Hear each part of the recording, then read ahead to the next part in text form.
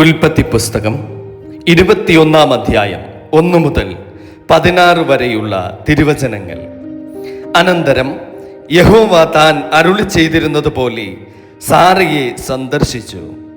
താൻ വാഗ്ദത്തം ചെയ്തിരുന്നത് യഹോവ സാറായിക്ക് നിവർത്തിച്ചു കൊടുത്തു. അബ്രഹാമിന്റെ വാർദ്ധക്യത്തിൽ ദൈവം അവനോട് അരുളി ചെയ്തിരുന്ന അവധിക്ക് സാറ ഗർഭം ധരിച്ച് ഒരു മകനെ പ്രസവിച്ചു. സാറ അബ്രഹാമിന് പ്രസവിച്ച മകന് അവൻ ഇസ്ഹാക്ക് എന്ന് പേരിട്ടു.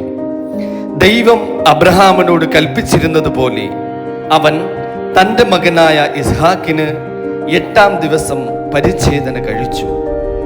തൻ്റെ മകനായ ഇസ്ഹാക്ക് ജനിച്ചപ്പോൾ അബ്രഹാമിന് 100 വയസ്സായിരുന്നു. ദൈവം എനിക്ക് ചിരിയുണ്ടാക്കി, കേൾക്കുന്നവരെല്ലാം എന്നെ ചൊല്ലി ചിരിക്കും എന്ന് സാറ പറഞ്ഞു. സാറ മക്കൾക്ക് മുല കൊടുക്കുമെന്ന് അബ്രഹാമിനോട് ആർ പറയുമായിരുന്നു? അവന്റെ വാർദ്ധക്യത്തിലല്ലോ ഞാൻ ഒരു മകനെ പ്രസവിച്ചത് എന്നും അവൾ പറഞ്ഞു. പൈതൽ വളർന്നു, മുലകുടി മാറി.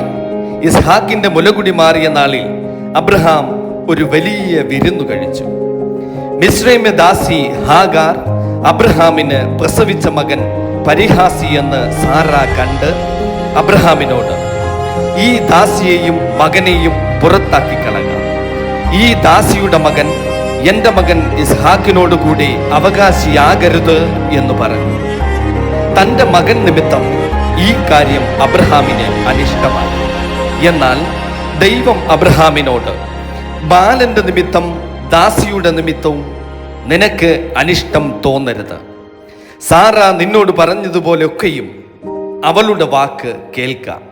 ഇസ്ഹാക്കിൽ നിന്നുള്ളവരല്ലോ നിന്റെ സാക്ഷാൽ സന്തതി എന്ന് വിളിക്കപ്പെടുന്നത്.